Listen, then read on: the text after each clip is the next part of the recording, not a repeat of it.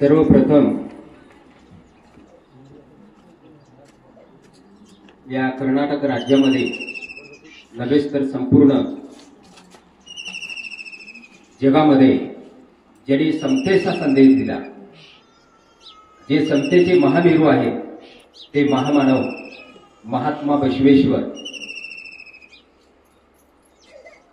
ज्यांनी तलवारीच्या टोकावरती स्वराज्य स्थापन केले ते छत्रपती शिवाजी महाराज, सत्य सर्वांचे आदिघर सर्व धर्माचे माहेर असा महान संदेश देणारे महात्मा ज्योतिबा फुले, बौद्धिसत्व डॉक्टर बाबासाहेब आंबेडकर, जग बदल घालून घावं मज सांगून गेले बेमरावं,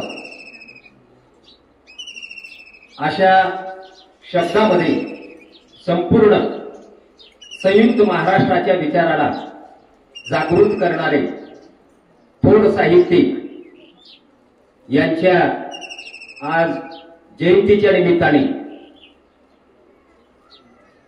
अण्णाभाऊ साठे यांच्या 134 जयंती निमित्ताने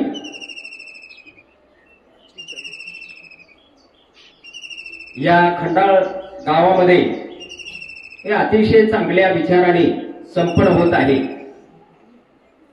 या कार्यक्रमाचे अध्यक्ष आदरणीय विठ्ठलजी शिंदे साहेब, कर्नाटक राज्यामध्ये ज्यांचं राजकारणामध्ये अतिशय एक वेगळं नाव आहे, ज्यांना खरोखरच वाघ सुद्धा समोर आला तर थांबेल अशा स्वरूपाचं व्यक्तिमत्व या गुलबर्गा जिल्ह्यातील आदरणीय माजी आमदार सुभाषजी गुत्तेदार साहेब आणि या मंचावरील कल्याणी साहेब, आमचे मार्गदर्शक राष्ट्रपती पुरस्कार शिवाजीराव दुर्गे साहेब, माजी सरपंच तोरंबा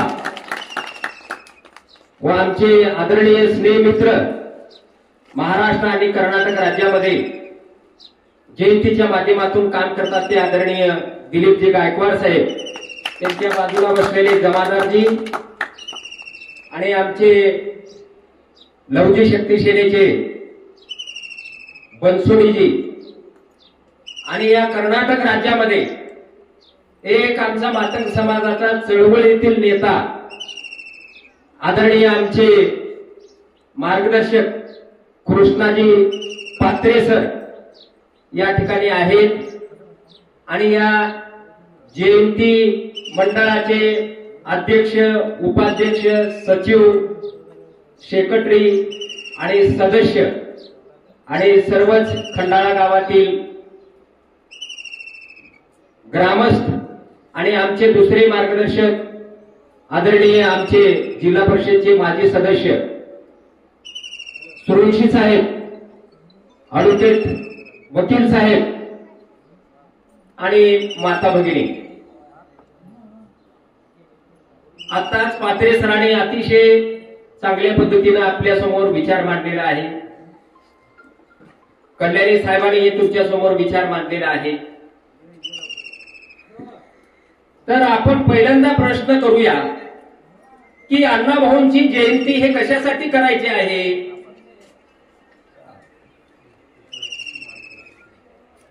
कशासाठी आणि कुणासाठी? हा अतिशय महत्वाचा प्रश्न निर्माण होतो। ती जयंती करण्यामागे पाठीमागचा उद्देश काय? तरुण इथं बसलेले आहेत, गुरुजीने सांगितलं की बाबा शिक्षण हे अतिशय महत्वाचं आहे। बाबासाहेब आंबेडकर असं म्हणतात की ज्ञान हेच मानवी जीवनाचा मूळ पाया आहे। मानवी जीवनाला जर ज्ञान असेल, मानवी जीवनाला जर ज्ञानाची संपन्नता नसेल, त्या मनुष्य जीवनाला कसलाही अर्थ राहणार नाही। महात्मा बसवेश्वर असतील, महात्मा बसवेश्वरांनी त्यांच्या वचनाच्या माध्यमातून समाजात असणाऱ्या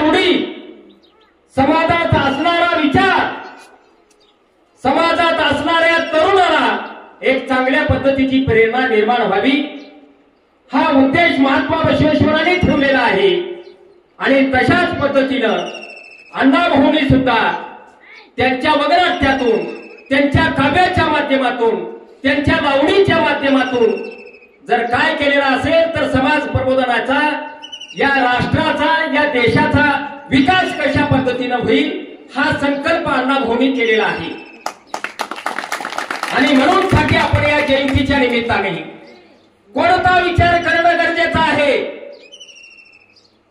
एक कवी असं म्हणतो आहे की एका भीमनगरीमधून 2 जयंत्या करत असताना डॉक्टर बाबासाहेब आंबेडकरांच्या फोटो समोर दारू पिऊन डिंगडाव करत असताना माझ्या मुठी माझ्या विरोधातच का बोलतात. समतेचा विचार, जागरूकता झाली पाहिजे.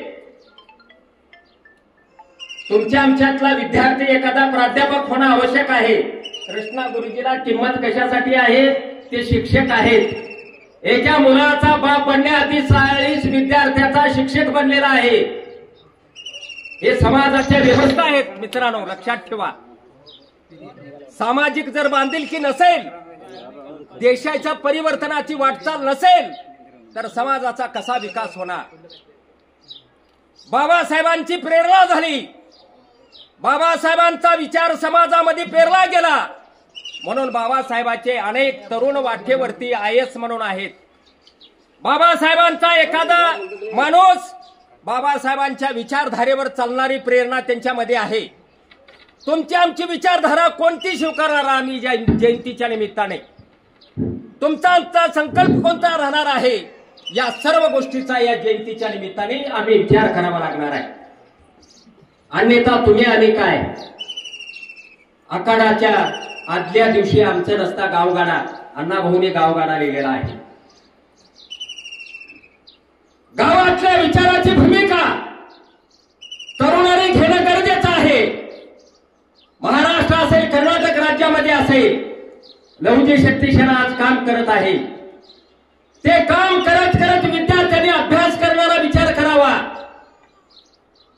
बाबासाहेबांच्या वाटेवरती जाणारी विचारधारा तुमच्यात आमच्या त्या जयंतीच्या निमित्तानं करणं आवश्यक आहे.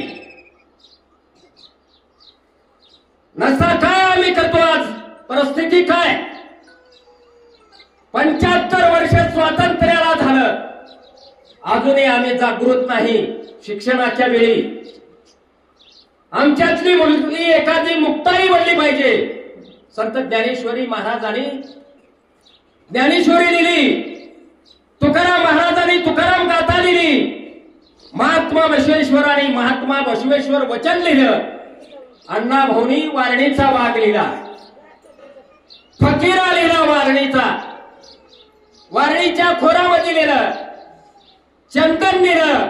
ते कशासाठी आणि कोणासाठी, की तुम्ही आम्ही माणसं म्हणून जगले पाहिजे. माणसामध्ये प्रेम असलं पाहिजे. माणसं जन्माला येतात, परंतु माणुसकी निर्माण करावी लागते. माणसात आज काय आमची संघटना, चळवळ कुणासाठी आहे, विद्यार्थ्यासाठी आहे, विद्यार्थिनीसाठी आहे. आम्ही या जयंतीच्या निमित्तानं शिक्षणाचा विचार खुणगाट बांधली पाहिजे. बाप जरी दारू पिऊन घरामध्ये आला तर त्याला विनंती केलं पाहिजे, अरे देश आज चंद्रावरती तराळ अंतराळावरती चाललेला आहे, आम्ही वाटेवर चालणारी तर आमचे पावलं नीट असावेत. अशा पद्धतीची विनंती आपण आपल्या वडिलांना करावी. या जयंतीच्या निमित्तानं समाज प्रबोधनाची वाटचाल आहे. समाज प्रबोधनाची हे लाईन आहे. नसा एक कवी म्हणतो, जिस देश का बचपन भूखा हो तो उस देश की जवानी क्या होगी. मित्रांनो, तुमचं तारुण्य आहे. या तारुण्याची पार्श्वभूमी तुम्ही कोणती ठेवणार. या निमित्तानं आपण सर्वांनी एकत्र राहण्याची, एकजुटीनं राहण्याची आणि आदरणीय सुभाषजी गुत्तेदार साहेब अतिशय या कर्नाटक राज्यामध्ये सर्वसामान्य बहुजनाचं राजकारण करणारी विचारधारा आहे.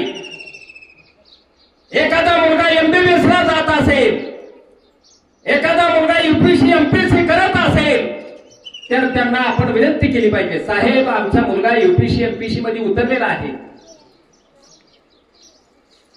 तुमच्याकडे एक ताकद आहे विचाराची आणि ते ताकद त्या मुलाच्या पाठीमागे लावावी अशा पद्धतीची विनंती करणारी तुमच्या आमच्यात ज्ञानाची ज्योत हे जिवंत झाली पाहिजे, तरच सुभाष गुत्तेदार साहेब सुद्धा तुमच्या पाठीशी राहतील. अन्यथा काय, आजच्या परिस्थितीचं काय, तुमच्या आमच्या समाज व्यवस्थेचं काय? इथं बसलेल्या जगातली पहिली महिला जर IAS कोण झालेली असेल तर ते किरण बेदी आहे. जगातली पहिली डॉक्टर कोण झालेली असेल तर ते आनंदी जोशी आहे. तर तुमच्या आमच्यातली मुलगी किमान शिक्षक करणारी पार्श्वभूमी, एखादी मुलगी मी पदवीधर करीन या जयंतीच्या निमित्ताने अण्णाभाऊच्या आम्ही संकल्प केला पाहिजे, तरच आमचं कल्याण आहे. अन्यथा काही नाही मित्रांनो, काही नाही. एक कवी असं म्हणतो आहे, संस्कृतीच्या काटेरी कुंपणात माझ्या आयुष्याचं फूल होण्यापूर्वीच कुचकरले होते. माझी गरुडासारखी झेप पण परंपरागत रूढीनं पंख माझे छाटले होते. तर त्या गरुडासारख्या झेप घेणाऱ्या बाबासाहेबांच्या विचाराची ताकद तुमच्यात आली पाहिजे. छत्रपती शिवाजी महाराजांची ताकद तुमच्या विचारामध्ये आली पाहिजे. महात्मा बसवेश्वरांच्या विचाराची ताकद ही तुमच्यात आली पाहिजे.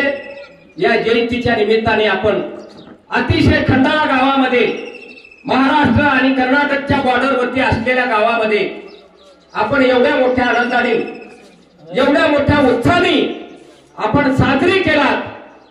आणि त्या निमित्तानं आपले सर्वांचे पुनश्च एकदा आमच्या माता भगिनी, उद्याच्याला आमचा जर वडील भाऊ असेल, लहान भाऊ असेल, तुम्हाला अण्णाभाऊंच्या विचाराची शपथ आहे की आम्ही निर्व्यसनी निर्मुक्त राहावा अशा पद्धतीची या ठिकाणी आपण आम्हाला भाषण करण्यासाठी आदरणीय वकील साहेब आणि कृष्णा गुरुजी यांनी या ठिकाणी बोलावलं, आमचा सन्मान केला.